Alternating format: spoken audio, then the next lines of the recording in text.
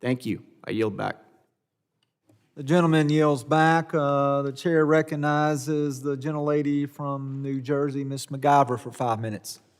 Thank you, Mr. Chairman. I first want to start off by just advising that witnesses should definitely come here with the facts. One of the witnesses today stated that I was arrested, and that's a complete lie, and I want to put that on the record. Mr. Chairman, this hearing is a sham, and a complete disgrace. Just because Republicans don't want to see it doesn't mean it's not true. The charities the majority is targeting are doing the Lord's work, quite literally. Republicans are trying to misrepresent and undermine and attack the work of these charities due to assist the most vulnerable and underserved, all while quoting scripture from the Bible. No matter what narrative my colleagues across the aisle try to spin, the truth is that these religious organizations and other nonprofits are not political. They seek to provide aid to those who are fleeing violence and seeking asylum. To every person working at the charities, religious organizations, and other NGOs that are the subject of this hearing, I say this to you: thank you, and I am sorry. Thank you for providing the services and resources that our government has failed to provide to desperate people who are in need.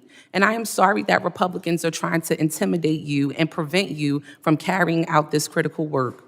I am appalled that this hearing is being used as an attempt to target religious organizations and prevent them from serving their communities in accordance with their faith. Meanwhile, the Republican majority has not done an ounce of oversight of the Trump administration, even as Trump and his administration tear apart DHS. In January, Trump installed unelected billionaire Elon Musk as the leader of Doge and empowered him to derail and demonize critical functions across the government, including at DHS.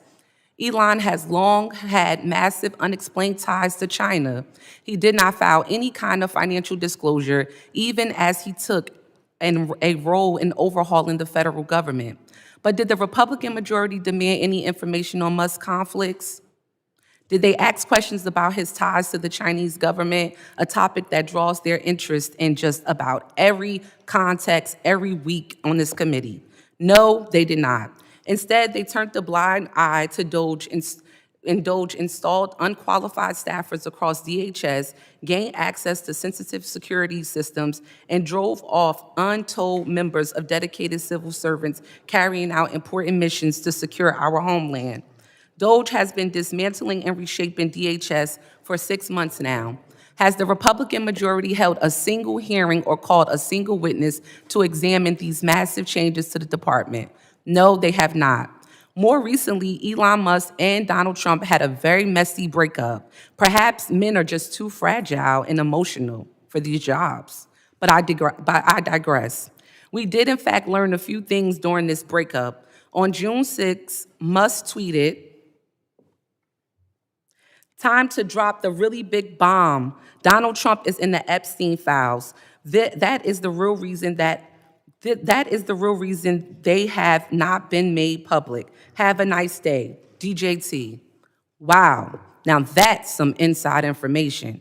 Elon Musk, Donald Trump's right-hand man, who spent hundreds of millions of dollars to help get Trump elected, says the president is tied to the notorious child sex predator. And look what we're talking about today. And indeed, over the past several days, Trump has moved to permanently squash the release of the Epstein files. Now, my Republican colleagues have long expressed a desire to fight human trafficking. Woohoo, talking about it today, but yet scared to call out to ask the administration to release the Epstein files. Surely that must be something we can all get behind. Surely we can all agree that if Elon Musk has evidence that Donald Trump is or has ever been involved in child sex trafficking, then Musk should be compelled to come share his evidence with this committee and the public. Now, I'm sure some of my colleagues may argue that Musk is just blowing smoke, but who's to say? Let's find out. I might have my doubts, but if you think that under oath Musk would admit he does not actually have any evidence to back up his claims, then great, let's find out. Let's do some real work on this committee. With that, I yield back. Gentlelady yields back. The chair recognizes Mr. Ogles from the state of Tennessee for 5 minutes. Thank you, Mr. Chairman. I'd like to enter into the record for unanimous consent